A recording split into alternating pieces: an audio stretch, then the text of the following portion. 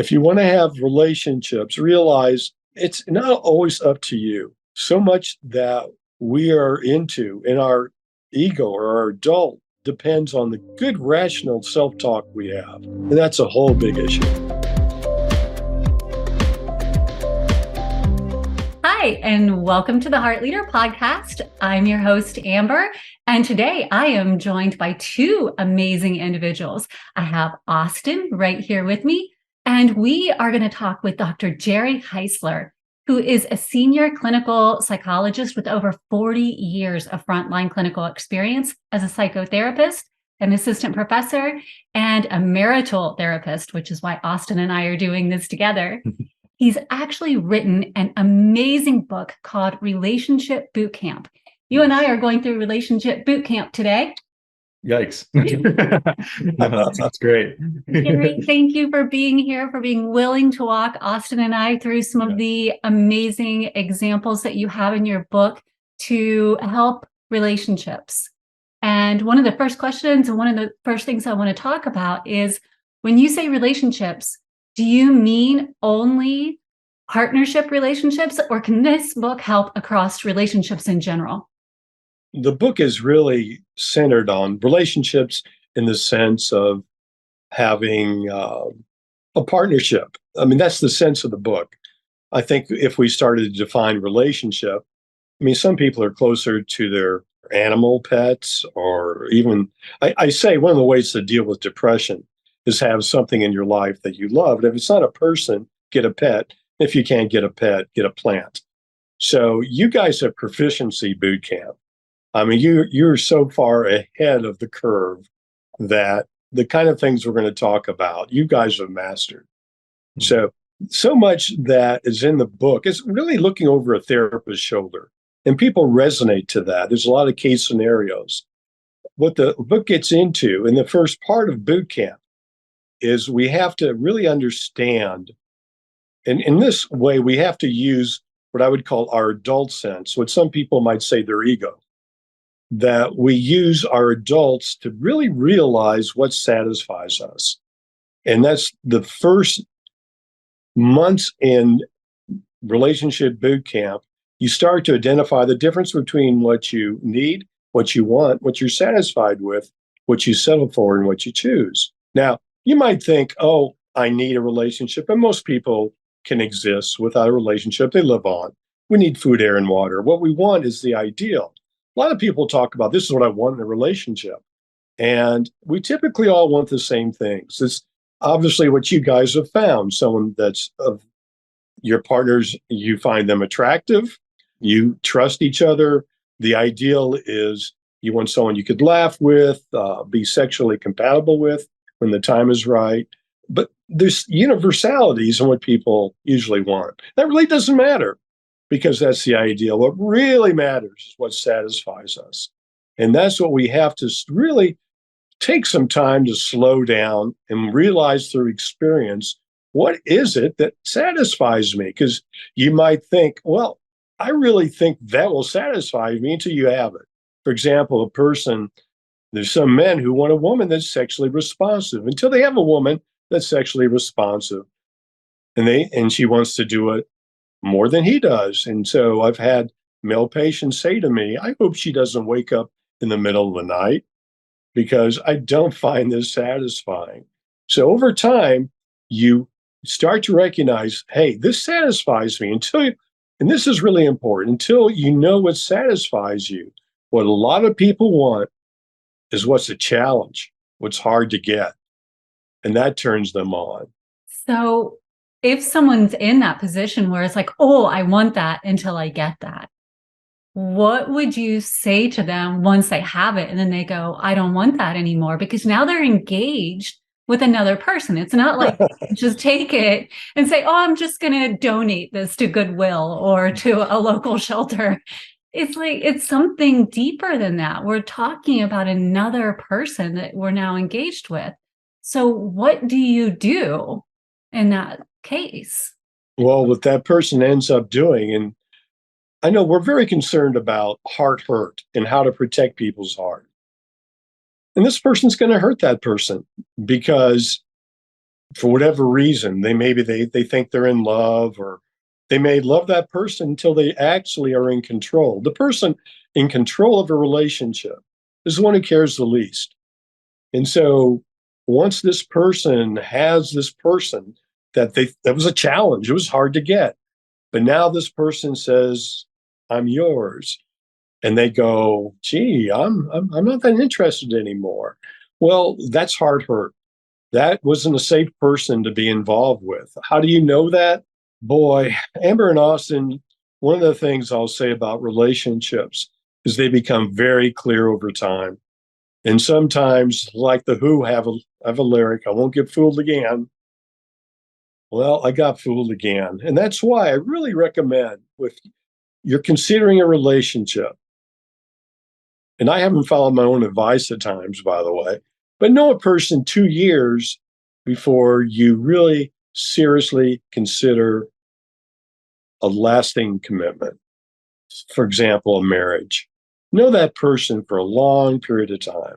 So hopefully you don't get fooled again. I have found that to be good advice. So I would align with that. Is this the type of stuff that you've written about in your book, Relationship Boot Camp? Can you walk through some of I know that there's clinical studies, there's lots of information in your book. Can you give us just a high level overview? Well, like I said, it's a lot of people like that you're looking over a therapist's shoulder. And it gets into, well, how do I establish a relationship? So how do I know what satisfies me? How do I know if I'm even ready to date? There's a whole checklist. Are you ready to date? Because, for example, if you don't really like yourself, if you don't think anyone who gets close to you can maintain a relationship with you, if you think if someone gets close to you, they're going to dump you, so I need to keep people away from me, you're not ready to be in a relationship. If you're still talking about your ex, you're not ready to be in a relationship. And there's a whole checklist about this. Part of what the book gets into is, how do I know if I'm in love, or is it maybe love, or is it love, or is it just lust? We get into what's very important is sections about compatibility. There's so many areas of compatibility, and this gives you checklists. And I think you guys might have been exposed to that, sent you some materials where you've recognized some of the checklists. And if people face things they usually sometimes don't face. It's a non-BS book. It's a meat and potatoes book. Some people have told me there's so much material here, you could have made it into 20 books. You could have taken one of your chapters and just made a book out of it, because I guess you would say there's a lot of information in there and you're nodding your head. So what have you found? So thankfully you sent me a copy in advance, and it was wonderful to read through all of the different practices, because yes, it allows you to take a step back and look at it more from an observer view of the relationship versus, okay, I'm in this and I need to, so often in relationships, it's, I need to dominate this, or I need to prove my point, or I'm not going to be heard. Where if you take a step back out of it and you look at it like a living thing, a relationship is a living exchange, and you provide tools to look at it. And when you have case studies, then you're looking at someone else's relationship, and then you can look at it, oh, how is this applying to my own? And how am I navigating something similar? And do I see myself in this? And it allows you to have more of a connection of, oh, okay, I can grow here too. And talking about ego, it humbles you a bit, because you can see yourself and what someone else is doing and go, ooh, okay, if it didn't work for them, maybe it's not going to work for me either. And maybe I could use to grow here. Well, Amber is so articulate. I should have had her as a co-author. she can say it better than I can. Yes, I think it really gives a person a chance to step back. Importantly, just take a deep breath. I talk a lot about, how do you contribute to your relationship issues? What's going on? If you're having failure, perhaps you're doing some things. Perhaps you're being defensive. Perhaps you're choosing the wrong person for the wrong reason. So it gives people a lot to think about, a lot to consider. The boot camp begins with really some self-examination. A lot of people don't want to do is, what am I bringing to the table? One of my real important concepts is hopefully what you will enjoy in each other. As I watch you two together, it gives me such pleasure because you guys so obviously connect. You sit close to each other. You have some contact with each other. And so many of the couples that I would see when they would sit on the couch would be distant. They would not be smiling. They would not be in physical contact with each other. They basically have a hard time. They've gotten to that point where the relationship is kind of dead. It's stopped moving forward. It's such a pleasure again to see a couple that I think you guys probably, and I can ask you this. And in fact, we can do a little quiz. Yes. We can do some quizzes here. But the important concept is essence. Essence is what a blind person can appreciate about you. Hopefully in a relationship, what you'll care about in the other person is their essence, what a sight impaired person can see. See, every time you guys look at each other, it makes me smile because it's heartwarming. Hopefully, when you have a partner, you can say, I know what their essence is. But really importantly, you know what your essence is. I cannot tell you the number of clients I had that I would say, what's your essence? After explaining what it is. And they'll sit there and they'll sigh and they'll think, what can a blind person appreciate about me? And the kind of characteristics we're talking about is sense of humor or being smart, or, it's devoid of the way you look, what kind of body you have, how you dress. And some people will hem and haw, and they really can't come up with something. And until you feel, I've got something to offer here. I've got a sense of humor, or I'm trustworthy, or I'm honest, I'm responsible. And there could be 100 things the your essence could be. But until you have some idea, that's the beginning of boot camp of, okay, if I'm devoid of this, how do I get in touch with myself enough that I can realize that I have some worth? And that's a complicated issue of, why is it I don't feel I have worth? What's going on in my life that I've gotten to whatever age it is for asking this question? And the person is going, I'm not sure. Because what happens then, if you don't think you're worthy, if you feel you deserve punishment, you're going to self-sabotage. And if something good comes your way, you will mess it up. So that's not a good place to be. Now, I'm not going to ask because it'd be too embarrassing. I could say, Austin, tell me what Amber's essence is. That's very personal, or vice versa. But it may be something you would do later. Your volume is okay. Your volume is back. Yeah. We had it muted because we had an airplane fly over and we didn't figure you wanted to hear that. So sorry. I thought I was going to have to deal with being hearing impaired. One of your essences, right, is to be able to feel into what's being said. Exactly. You can ask us anything. We always say we are open. We are completely transparent. So, well, it might be good modeling. It's like for a couple, it's like, can you turn to each other and say, and this is what openness is. This is what makes a good relationship. This is why I smile when I have encounters with you guys, that most people will struggle with this. And I think, and that's why I don't want to put you on the spot of the people listening to this, though, who can try this at home, but give the person some time, prepare them for this. This isn't a pop quiz.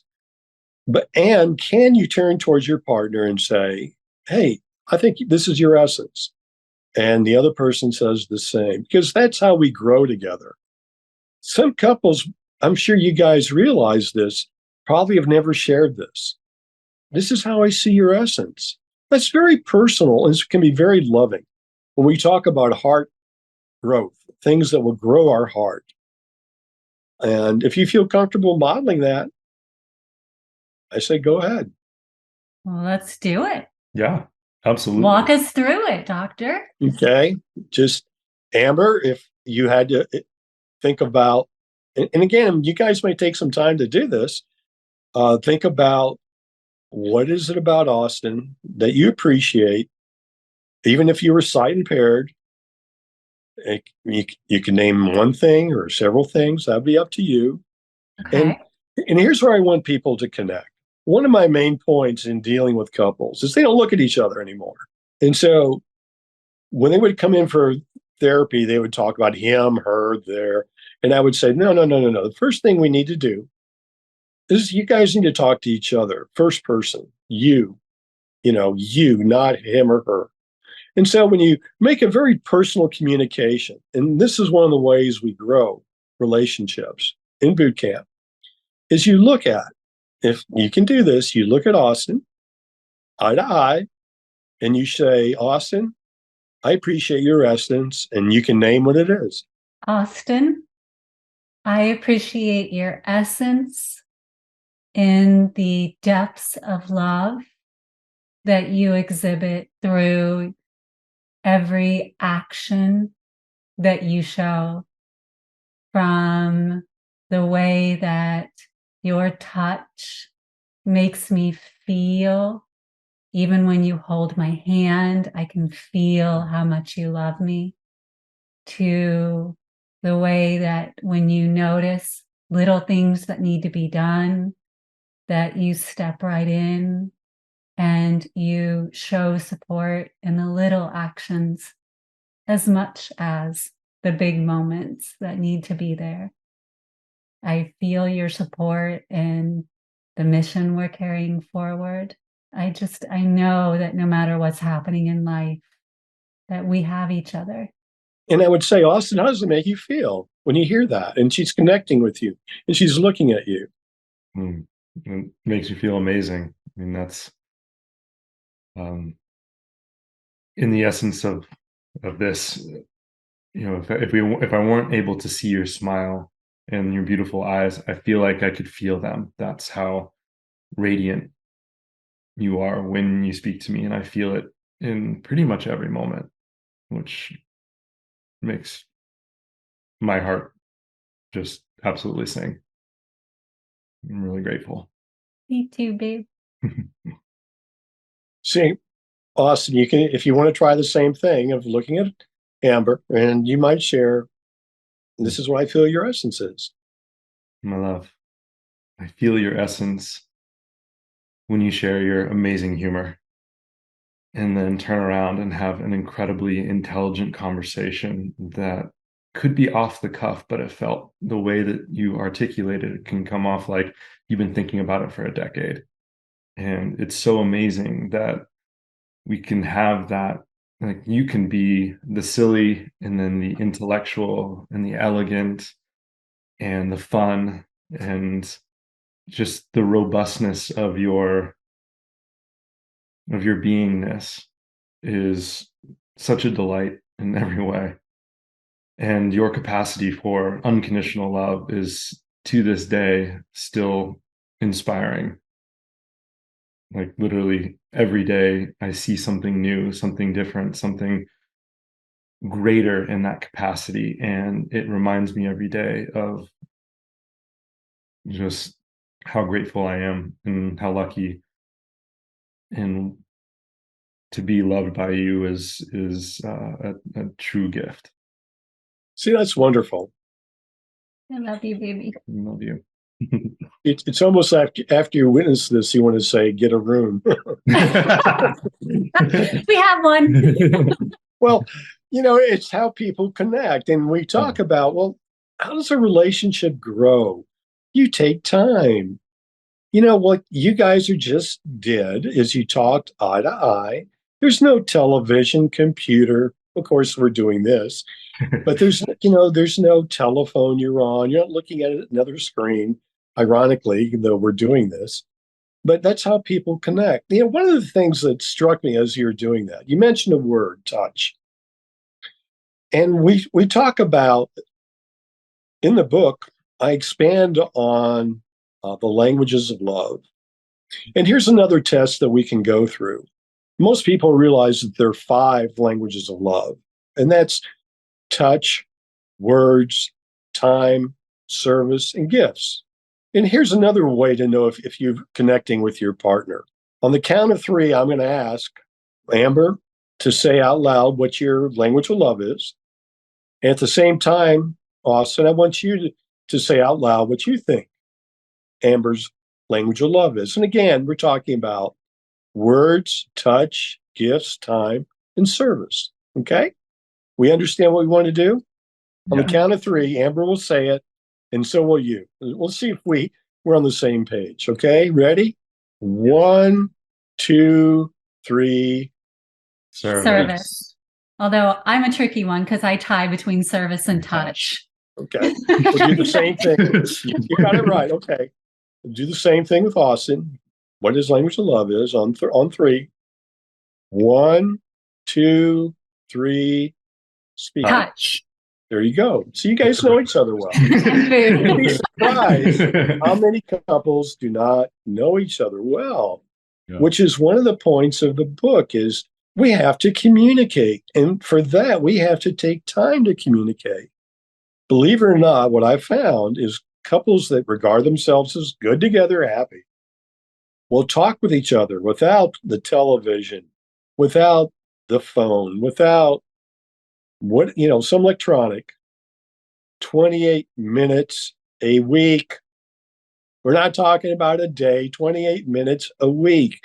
So many people, as they listen to us, I'm challenging you. Do you really talk on the couch like Amber and Austin are, face to face, hold someone's hand, look at them, and talk to them?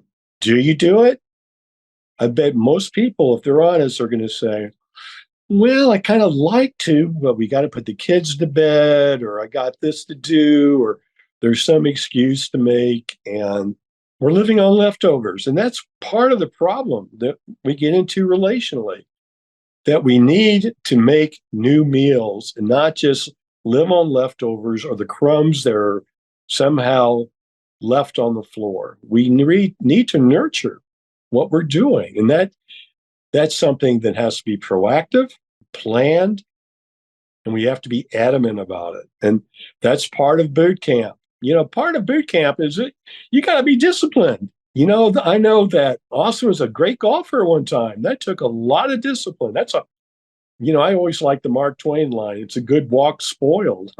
You got to be disciplined to do anything. But believe it or not, in relationships, just like in boot camp, you have to really focus, bear down, do things you don't want to do when you don't want to do them. And that's a big part of relationships, being sacrificial. I don't feel like doing this. I'm going to do what I don't feel like doing when I don't feel like doing that. And you know what? I can get through it. And that's what boot camp teaches you. You can get through it if you bear down. And you're going to do something I don't like doing. I don't want to talk to my partner on the couch for 5 minutes a night. I want to watch America's Got Talent, or there's something else I want to do. I mean, come on. And I want to check what's on my phone, or did I get any likes, on Meta, or what's going on here? No, you take the time. And people can come up with 1,000 different reasons. And nope, takes discipline. Get yourself in boot camp. Yeah. And what we've found through that is the more you practice it, the more you find the joy in doing. Like, it might seem as though, I don't want to do this, but that's more the ego popping forward. Mm-hmm. And the moment I take a step back from what my ego is telling me, like, no, I want to stay in my own individual space. And I let go of that. And there's nothing to me that's more important right now than connecting with my partner and seeing how we move forward together. Then suddenly I find the joy in it. And we're creating new things together that I could have never done by myself. Mm-hmm. But I had to get past that hump first. Mm-hmm. So it's interesting. You use the word ego. And That's comes from old psychoanalysis from Freud. And that's, in my mind at least, become fairly passé. It's been supplanted by, more newer terms like ego is the adult, the superego is the parent, the id's the child. And the child, there's a good part. There's a rebellious child that gets us in trouble. But there's also the playful child. And I really encourage people to be able to play. If you can't play together as a couple, and that's another thing really encouraged in the book, be able to play, be able to have fun together. Now, some couples are challenged to have fun together. And that's going to be quite a task for some people is what can we enjoy together? I don't enjoy what you enjoy, though they're a couple. And sometimes you do find opposites attract or people complement each other. And it'll take work. But there's some things usually most people like to laugh, find things you can find laughter in. And it's just really important for couples to look forward to having some time together.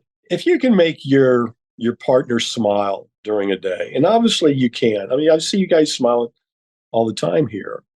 If that could be one of your goals of, I just want to see this person smile. I want to be able to alleviate some of the tension that they have. I know it's not your responsibility. We're all responsible for each other. But we start understanding the importance of being able to be a child. We understand the importance of being an adult, of having a strong ego, of being able to evaluate what's around us. Who's a good person? Who's not a good person? Be able to look at some things objectively. Like one thing the book will confront you with is checklists where you have to use your ego or your adult. It faces questions, and a lot of people, frankly, aren't often focusing on these issues. It's a good thing to do if people are considering getting married as a premarital checklist of maybe we need to talk about this. Because again, as you said, I want to be engaged in this marriage for a couple of years, and suddenly there's a deal breaker here. I didn't know you felt that way. I didn't know that you had those strong feelings about that. And so hopefully this is something that would also be preventative for lots of people. And I love that approach because we are getting so preventive in our physical care and our mental care, but relationship care, that feeds into all of the others. So if we can start to be preventive in our relationship care, proactively looking forward and using tools like this, then we may be able to assist in our mental, emotional care and in our physical approaches because we're not stressed all the time and releasing all those stress hormones over relationship connections. So can you talk a little bit about that? Well, I couldn't agree more. People ask me at times, well, why did you write a relationship book? Because I really think relationships are very, very important.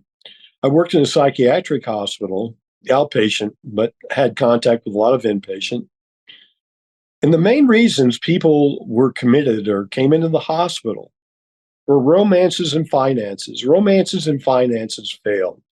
Relationships are really, really important for most people. Those who don't have one want to get one. Those who have one want to grow them and maintain them. So the book really focuses on, like I said, these checklists, which walk you through all sorts of compatibility issues. For example, what temperature do you want to sleep in? There's a lot of discourse that people have and discord because typically I want it hot, I want it cold. What do we do about that? You guys are smiling about that. You're relating to this. Yeah, we have a little plug, and we have nothing to do with it. But 8 Sleep solved that problem for us. It's a great bed that has different settings of temperature on either side. So yes, because she likes it warmer and I like it much cooler, and so now we have a bed to solve the problem. And so, and you just gave them $1 million worth of free advertising. Yeah, there we go. Well, there's compatibility in sleeping in lots of areas of sleeping. A fan being on, or what do I do if my spouse snores? Or there's again, recreational compatibility, sexual compatibility, spiritual compatibility. Nowadays, something that unfortunately has grown is political compatibility, and this was really not on the landscape before, and it is now. That there's some people that are very adamant. They're I will not date someone from the opposite party, which is unfortunate. But there's so many areas of what we have to look at: child rearing, making money, spending money. All these are real practical things which are included in the checklist. It's hard going through this. I don't know whether you guys had a chance to do that or not. It's, again, this is part of boot camp. It's hard. It's like, well, how much disposable money do I have to spend on what I want? How much should we save? How long should I stay out of work for if I have a child? Or should I stay out of work? Or who stays out of work? Or if, let's say, one person wants a job or gets a job somewhere else, am I supposed to leave? Or what do we do about that? Or how do we raise our kids? Do we spank them? Do we not spank them? What religion do we raise them in? There's lots of things that people sometimes, you're right, we're afraid to look at. Yeah. That we're afraid to rock the boat. We found someone, things are going well, which is really kind of like, that's difficult. Finding someone to date is hard. Getting engaged is like, wow. Getting married is a miracle. It's like, wow. Now, staying married, that's a whole different issue. Because if I were to take a bet, unfortunately, of everyone getting married now, whether they're going to be married in 8 years, and bet against them, I'd be a billionaire. There's something that happens with couples, and this is a large part of the book, that we have something called an anger reservoir, and there's a threshold here. And you get over threshold, boom, something's going to happen. The anger's got to come out. If it doesn't, you're going to be psychosomatic. You're going to be hypertense. You can be ulcerative or pre-ulcerative. If you are blocking the anger, this is what anxiety is. If I'm not afraid of something, anxiety is I'm angry and I'm blocking it. Depression is the anger is going back at me. What happens with a couple is we start out with a bonfire between people. I can only imagine the bonfire between you two as you two started to connect. It's a raging fire. And often it's very lust-filled with most people. In fact, it's said if you put 2 cents in a bell jar every time you make love, if you are, again, there's no religious mores against it, but when you start to make love, you put 2 cents in a bell jar every time you make love for the first 2 years, and you take a penny out every time thereafter, you never run out of pennies in the bell jar. There's a raging fire at the beginning. And what happens when we don't deal with anger? It could be something slight, but it's like throwing a bit of dirt on that fire. And some life events are a backhoe on the fire. And some life events, like having an affair or a dump truck on the fire, the fire goes out and people go, I don't feel anything. I'm just angry. And that's what happens too often with too many people, is they're not dealing with their anger. They're not dealing with what makes them angry. They're not looking at how they contribute to the anger in the relationship. And that's really important. And again, what I'm saying, and you guys are hearing it loud and clear, it's hard. It's boot camp hard. I don't want to look at this. I have to deal with this and be honest. And here's the key word: honest and open and transparent. No, I don't believe in an honest, open, transparent relationship. I don't want to listen to this guy. And it's hard. It is. Yeah.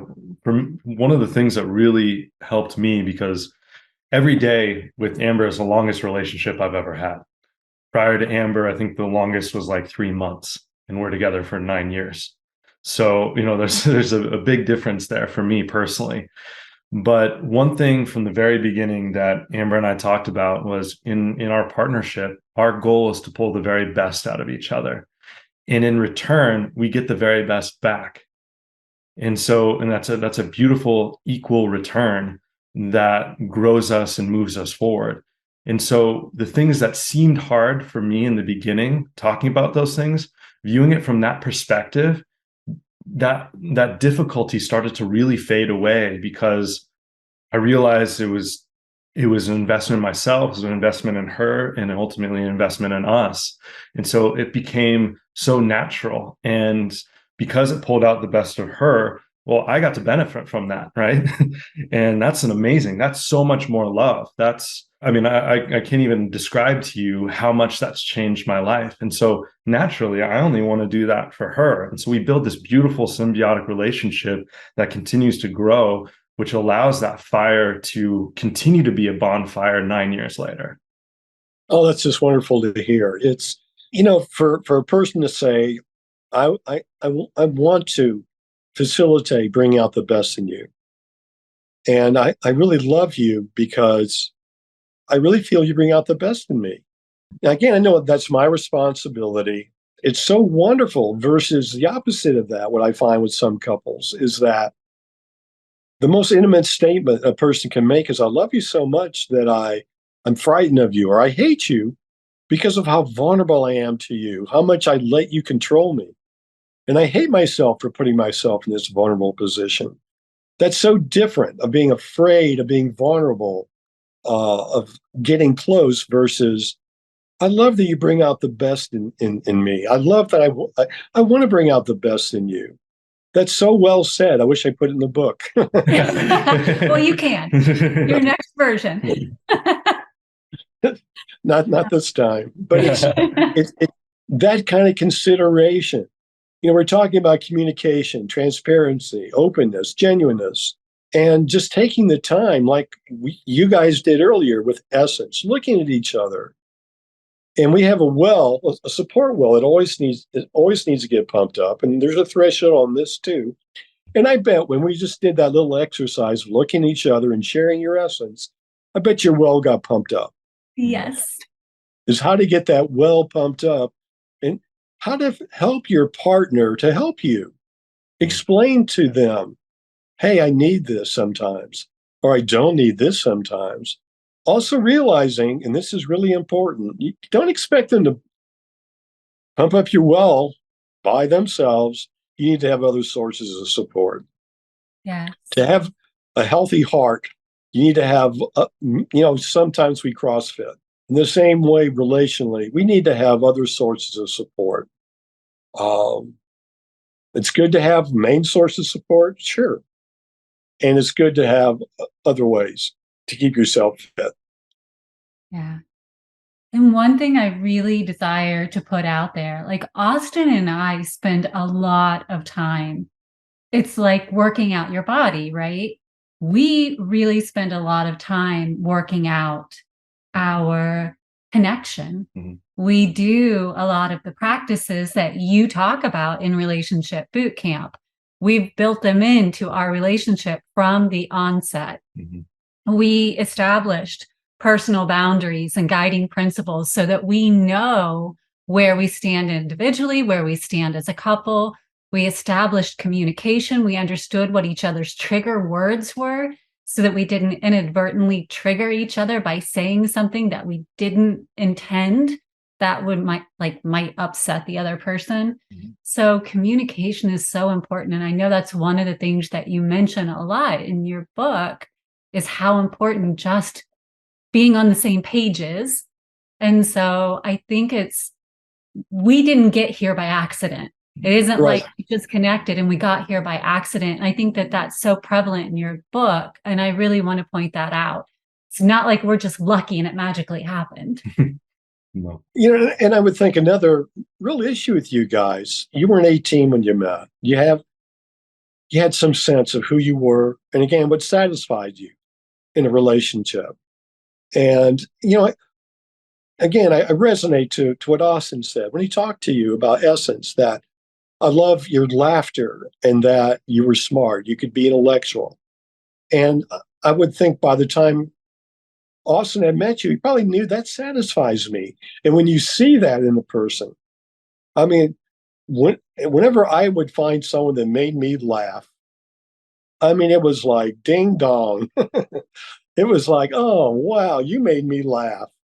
And that is just so wonderful because unfortunately, there are not a whole lot of people that I can say, will make you laugh. There are too many game players out there that are doing things which, I've had people, the younger people come up to me in the gym. They go, you know what you do to get a woman to fall in love with you? And I'll go, no, what? And this guy will say, don't show up for your second date. And I'm thinking, well, that's kind of gamey. I mean, that gets into, you're going to be a challenge. You're not being nice. And so some people are turned on by that. And those people who can only love you when you are the person who cares the least is the one in control. And so as long as they are not in control, they can love you. So if you don't show up for the second date, you're rejecting, you're hurting them. And so they will be turned on by that. One of the things I also want to really point out in the book that I really want our listeners to think about is the difference between rejection and disappointment. That in order to get into boot camp, you're going to have to try a lot of things. You may approach people. It takes courage to approach people, same sex or opposite sex people. It takes less in some ways with our phones, the way these dating apps are.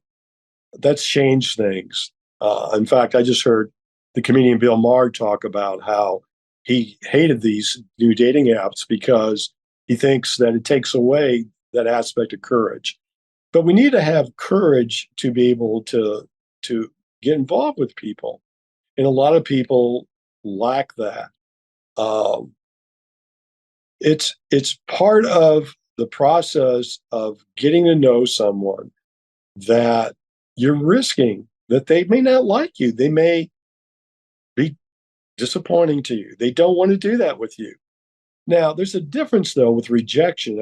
Rejection is a person saying, you're a horrible, terrible person, drop dead. I will never do anything with you. That's rejection. And there's a real difference there. And if you're going to go to boot camp, you're going to have to risk disappointment. And please don't see it as rejection. Approach people. They may not want to be approached. They may be having a bad day. It may have nothing to do with you. There's a lyric by Joni Mitchell. My friends seem indifferent. I must have brought that on. Please don't think that way. If you want to have relationships, realize it's not always up to you. So much that we are into in our ego or our adult depends on the good, rational self-talk we have. And that's a whole big issue. Right. That's a great point about rejection. It's so easy to get in the habit through the ego to believe that our actions are our identity. And when we can have the awareness to step away from that and recognize that just because we take an action and maybe it's not well received, that's not our identity, and nor should it fluctuate our identity in any way. We on a soul level aren't just aren't actions or one action or two actions or 10 actions. We can adjust our actions based on who we are. We can use it as a data point. We can use it as information. And so if we start to reframe rejection as informative, to realize like I just think you just beautifully said, what if it had nothing to do with you? I feel like that's such a great question that I don't feel goes through a lot of people's heads and hearts when they do get rejected, because it's so easy. And I know I struggled with rejection a lot growing up, very insecure in that way, especially as an only child. I mean, that was like a whole new thing when I wasn't well received in certain ways that I thought would be well received. And so I thought it was something was wrong with me. And until I realized that not every action is tied to the intention, and it's my responsibility to start learning how to tie my actions to my intention, utilizing great tools like communication, personal growth, self-awareness, and then now being able to have a partner that I can kind of walk through things and be vulnerable in that sense.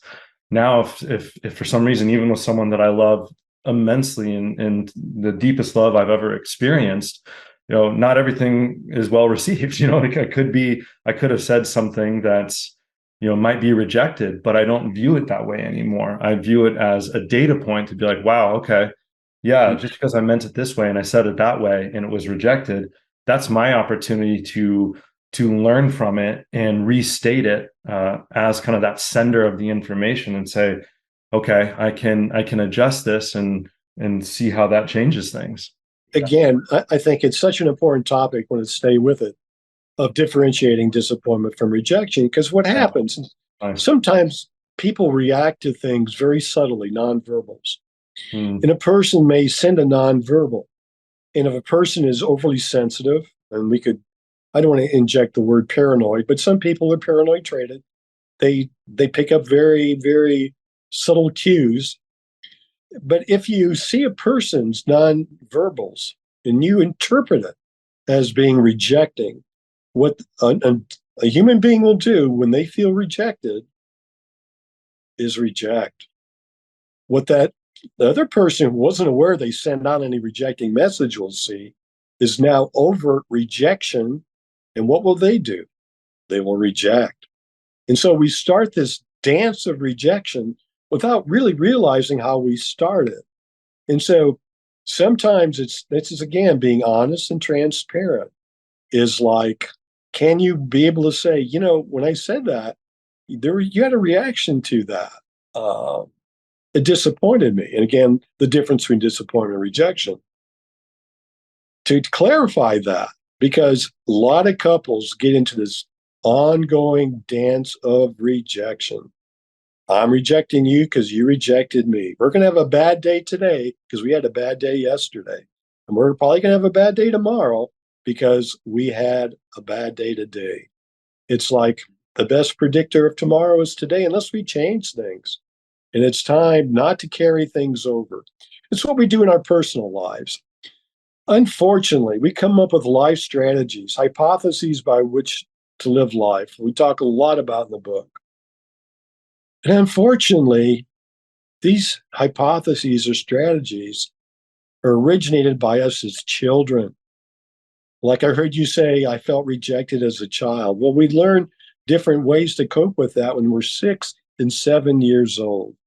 I've had 4 children who are grown now, but when they were 6 and 7, if I was 6 and 7, I wouldn't want to be formulating life hypotheses and strategies. And yet we do that.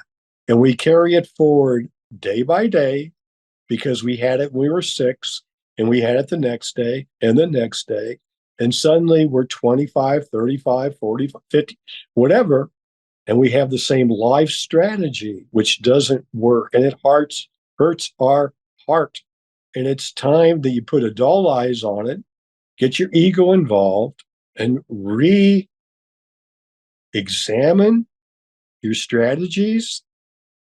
Sometimes there's a technique that I've used, don't use many techniques, of you as an adult, explain to that child, here's why you came up with this strategy, here's why it doesn't work anymore. And I encourage our listeners to do that. It's like, I'm afraid to do these things. I'm afraid to do that because I learned a long time ago to have this strategy. Well, it's time to reevaluate that. And that's hard. That's part of boot camp. It's hard doing this to look at, I avoid people in this way. Or some people learn the very maladaptive strategy of having addiction, substance abuse to self-medicate. They did it for various reasons. It's time, once the disease is activated, it's not easy getting over an addiction. We could spend hours talking about addiction. I do a lot of addiction work. But I'll give you one example of a strategy. When I was on internship at LA County Hospital, University of Southern California Med Center, there was a child that banged his head against the wall, kept banging his head against the wall. People were perplexed. Why is this child doing that? And what we found out is the child had an abusive father, physically abusive. And when the father came to beat the child would beat his head against the wall. And the father would say, he's crazy, and left him alone. That's the kind of strategy. That's a very overt example. Most aren't that explicit of a strategy that doesn't work. But I really challenge people to look at, what are your life strategies? I heard you guys say, well, I would like to bring out the best. good strategy. Maybe couples can sit down and what strategy you want to have together? What strategy do I want to have as an individual? And not make it, oh, I want to be a millionaire or do this, but I want to make my partner smile. I want to bring out the best in them. Some of the things we just discussed today. I love it. And what a great place to wrap up. I know we could talk about this for a long time, and we'll just have to bring you back so we can continue these deep dives. Oh, it'd be my pleasure. Thank you for having me. It's such a pleasure seeing you guys. Likewise. Now, for individuals who would like to get a copy of Relationship Bootcamp and start their own navigation through Bootcamp, where can they find it? How can they get a copy? And if they have questions for you, are you open to receiving questions, and how can they get a hold of you? Relationship Bootcamp, and my last name is Gerry Heisler, Heisler. If you go on to Amazon and put in Relationship Bootcamp Heisler, I know you're going to come right to the source of the book. I'm still have Relationship Bootcamp on Meta, on Facebook, where people can message me, and I welcome people to send same messages my way. You guys must get lots of messages too. And some things are, we do. I'm laughing. I mean, it's like, yeah, please send your sane messages my way. That's fine. When you bring humor. Absolutely. Yeah, make me laugh. There you go. Exactly. And we'll make sure to have links below in the description to your book, just to make it really easy, so people can just have a click and get right to it. Yes. It's wonderful spending time with you guys. Like I said, it's nice seeing a happy, functional couple. So much of my work was with people, on the verge of getting divorced, so it's nice seeing healthy things. Well, thank you. Thank you for the contribution to help individuals be proactive in creating healthy relationships and getting in to examine so they can build healthy relationships from the inside. I think that's a key component. Right. Well, thank you for giving me the opportunity. Of course. And one of the things I really love about what you offer is we understand in business that the key to scaling is simplicity. And what you do, if our goal is to kind of scale our relationship and have it long term, then we need to focus on the simple things. And you provide things in terms of checklists, and the way that you approach it, you make it very simple and repeatable and therefore scalable. So thank you for presenting it in that way, because I feel like that makes it less of a roadblock and kind of just gives you that easy way to say, okay, I can just get started today. Doing a checklist is about as basic as it gets, but it also can be so impactful and so powerful. So thank you for presenting it in that way. Well, thank you. That's very kind of you to say that, Austin. Thank you. And thank you, amazing Suivera community, for joining us on another episode of the Heart Leader podcast, where heart and mind align. So grateful to have these wonderful gentlemen join today. Don't forget, the entire month is all dedicated toward ego. So you can head on over to suivera.org and request to get our ego alignment journal, or you can just go onto social media and direct message us Align, and we'll make sure that the link gets sent right to you. We also have this wonderful membership program that you can investigate on suivera.org, where you're going to get access to so many wonderful things. So take a moment, head on over there and check it out, because we have a cooking show out there now, which is fantastic. Until next time, I look forward to seeing you in the Suivera community.